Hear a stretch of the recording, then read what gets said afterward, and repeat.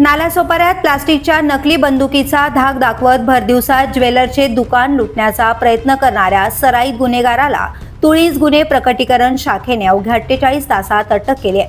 कन्नन मुरगेश टेवर वय 50 वर्ष असे अटक करण्यात आलेल्या आरोपीचे नाव असून त्याला मुंबईतील वडाळा परिसरातून ताब्यात घेण्यात आले आहे.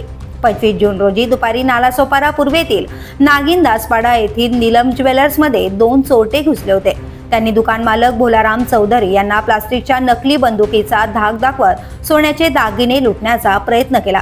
या प्रकरणी तुळींज पोलीस ठाण्यात गुन्हा दाखल करण्यात आला होता. तपासादरम्यान दुकानातील सीसीटीव्ही कॅमेरे बंद असल्याचं समोर आलं.